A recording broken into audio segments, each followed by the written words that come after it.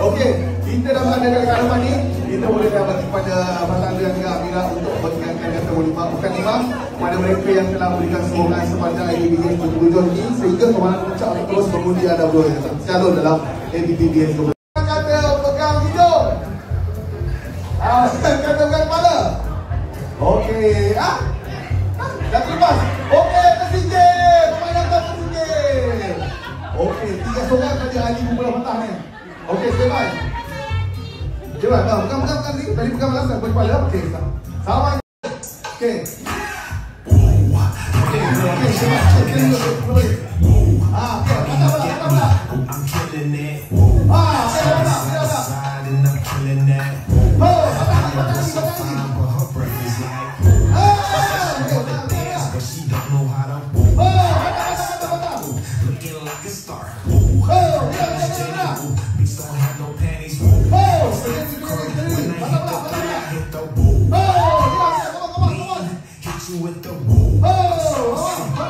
She don't like me.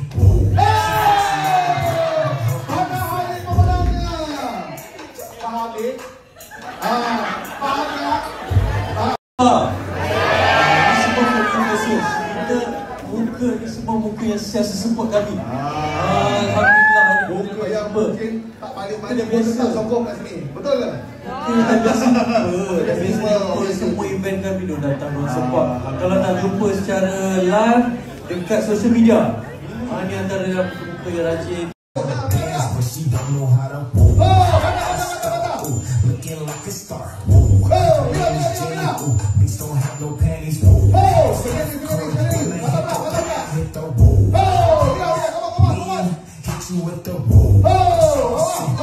She don't like me.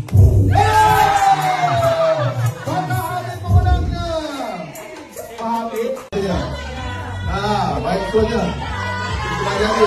Sokongan lagi.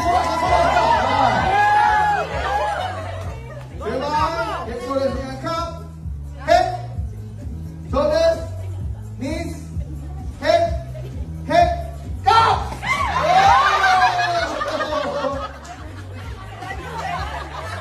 Alhamdulillah. Muka yang mungkin tak balik-balik pun tetap sokong kat sini. Betul ke? Mungkin dah biasa semua event kami dah datang dan support. Kalau nak jumpa secara live dekat social media, ni antara muka yang rajin. Terima kasih support kami. Ada yang kita ingat nama, ada yang tak ingat nama kan. Hana, Iman, Nisha, siapa lagi? Anina. Semua yang datang ni semua dah biasa. Semua yang dah biasa kita jumpa. Jadi kita nak ucapkan terima kasih banyak-banyak hari ni hadir sempena ABP. Alhamdulillah kami tercalon. Betul tercalon. Apa kategori dulu? Saya pun tak mesti gitu. Apa kategori? Apa kategori tak? Ada penyanyi. Popular. Bila pula. Diorang lagi tahu. Penyanyi wanita?